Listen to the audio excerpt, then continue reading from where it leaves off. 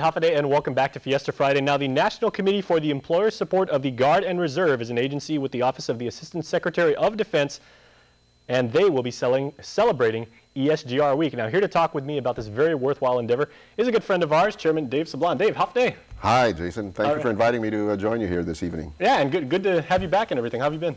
Doing very well, thank you. Very busy, though, with a lot of activities with regards to, of course, the military buildup. Even though it's slowing down, there's still some work that's going to be done, so I'm involved in some of that as well. And then, of course, I'm still doing a lot of other things related to the landfill project. Absolutely. That people know about. That's slowing down, but we are very optimistic that it's going to take off here eventually. Okay, well, of course, what we're talking about tonight is ESGR and the, like I said, the very worthwhile mission that does. So for people that may not be familiar, how exactly was ESGR formed locally?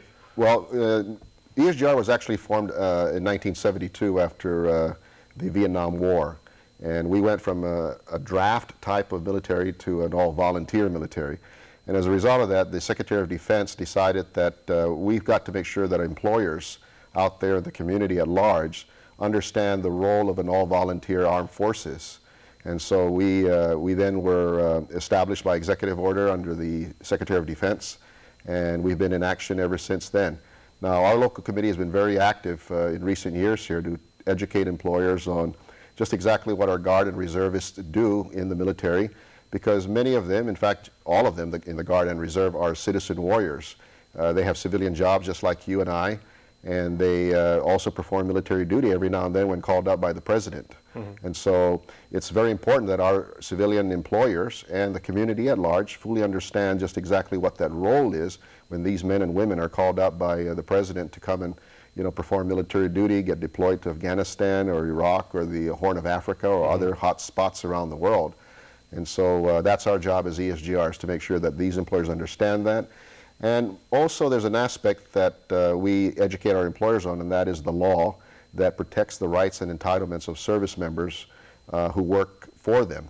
And so prior to 9/11, we were basically a strategic force. In other words, we were only called up periodically, and a lot of employers were able to deal with that. But post 9/11, the Guard and Reserve have now become an operational force.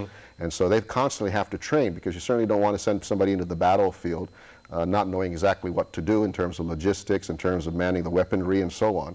So as a result of that, post 9/11 period, these soldiers, sailors, airmen, Marines, and Coast Guardsmen, and Army. So, we have to constantly train them in order for them to go into the battlefield immediately after they get called up.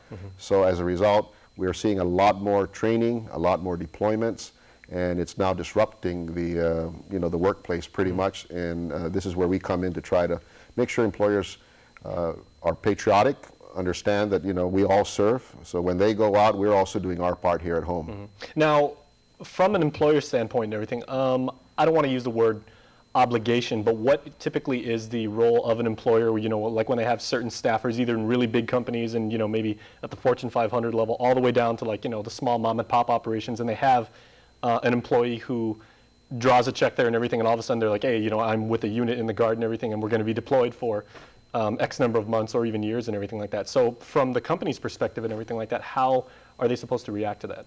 Well, the company, number one, doesn't have to do anything except let that individual go and serve the country.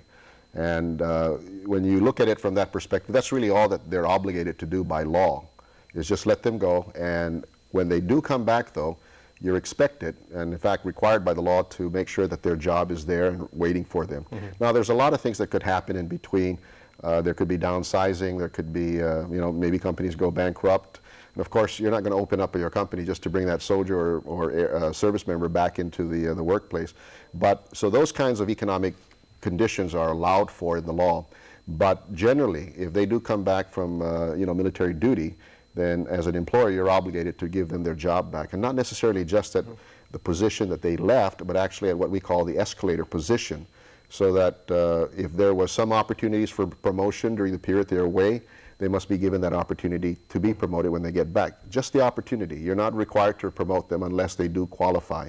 but at least give them that opportunity. And if they don't qualify, then you don't have to do anything at all. Okay. But Well, including benefits as well that must be given to them. Well, we got to wrap it up real quick. So where can people go for more information if they want to learn more? Because it is worth checking into. Yes, we have an office at the National Guard headquarters in Maragata, and they can certainly call our office, 735-0456, and they can get information from our 24/7 staff, Captain Josephine Blas and Norma Castillon, manning the telephones all the time, and they can certainly assist you if they need. And if they can't answer your question, they come to me or the other volunteers. There's about 20 of us here in the Guam CNMI committee that take care of this work.